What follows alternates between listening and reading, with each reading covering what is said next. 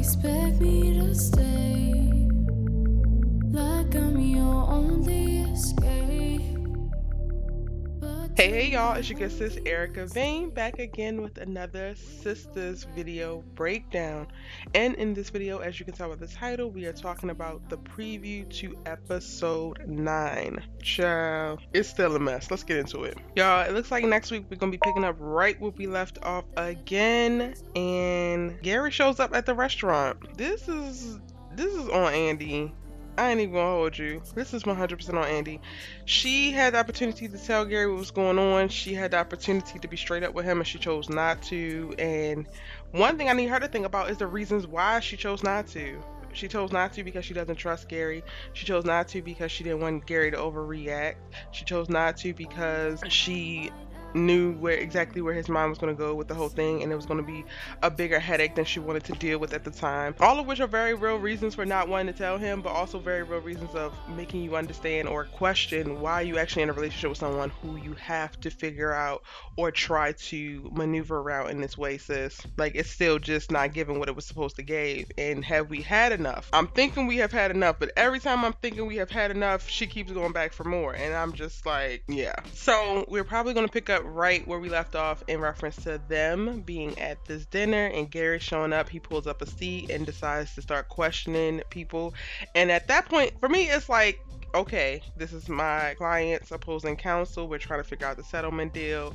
Yes, it's gonna be a little bit of back and forth of like, why y'all gotta do it here, why y'all not meeting at the office, blah blah blah blah blah. But other than that, get your ass up and go, sir. I'm working. What are you actually doing here? I need Andi to have smoke for Gary next episode. I know that she's not, but I really need at some point for her to start having smoke for this young man, because he always has smoke for her every time you turn around. And yes, we were able to see that it wasn't actually him cheating on her in the bathroom, but even that therapist is giving suspect. Even that whole setup is just, y'all, I cannot say this enough. We do not like Gary. Why is Gary here? Can Gary please go? Anyway, we're gonna see that fallout. Then we're gonna see the fallout from Fatima and Zach. They actually sleep together by the end of episode 8.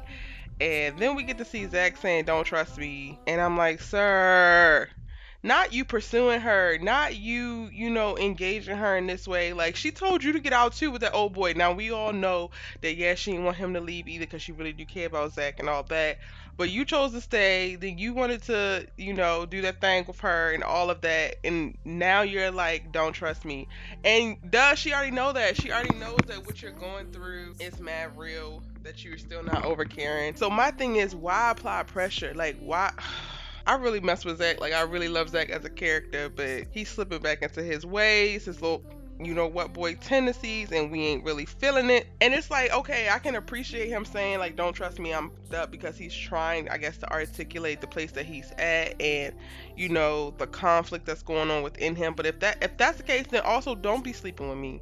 Don't be engaging me in this way. Like, we need to be having conversations and working through, whatever you got going on, or feel like you still got going on with Karen, whatever's going on in your mind, whatever you feel like. Because he also felt like Fatima's the one who got him kicked off the list just because she felt the way the other day, and that created tension for them in this episode. If you got all of these feelings that you need to work out, and we need to be working those out and not working each other out. Like, we need to be just dialoguing from a platonic place until you figure it out, because us continuously having amazing sex not going to help the situation, especially if it's not moving him closer towards her. Like, I feel like every time they sleep together, he also just starts to pull away more, and it's just like, sir, what's happening?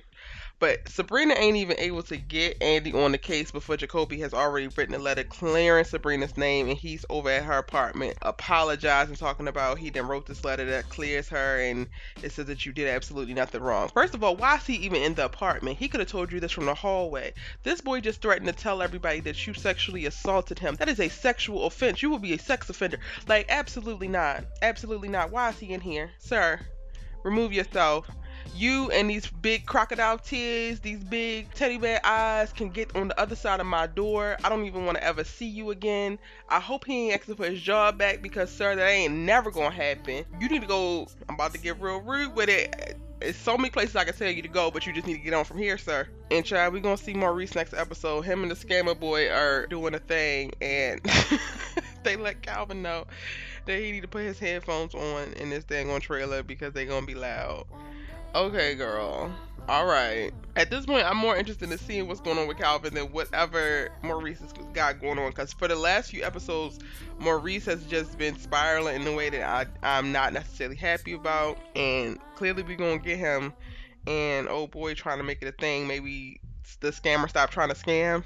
I don't know, but I really don't care. And honestly, I hope that they still go back to the fact that Gary's ex-wife is suing Andi and then naming all the sisters as accomplices, because I'm more interested in that storyline. I'm more interested in what the hell is going to happen. Just like, and it came out, y'all. It came out how she pulled a gun on them and shot Gary, and Andi still got to be accountable to them. And I'm so glad Sabrina and Danni was sitting there looking so dumb. If you haven't already, check out my episode 8 breakdown video, because I definitely go into depth about this. But they were sitting there looking stupid when they got to the bottom of that page and it said, yes, she shot Gary and pulled a gun on and attempted to shoot Andi in Andi's home. And they were all looking like, yeah, because they were trying to read Karen for Phil talk about how wrong she was. How wrong she was. Yeah, okay. We definitely need to get back into that. So honestly, I don't give a damn what's going on with Maurice. I don't care about Jacoby's crocodile tears. We need to figure out what's going on with these sisters. And are we getting apologies for Karen while we run around trying to get Karen to apologize to everybody else? But y'all, that is my quick little preview for episode 9. Let me know what you think is going to happen in episode 9. Episode 9 is called Complicated Situations, and complicated indeed. If you missed any of my sisters breakdowns, I have my sisters playlist link for you right here. And if you're looking for something new to watch, I got 2 suggestions for you on screen as well right here. It's your girl Erica Vane. Be sure to hit subscribe so that you don't miss any of my sisters videos when I publish them. I'm posting new entertainment videos every day, and you should just join the tribe by hitting subscribe. I'll see you in the next one.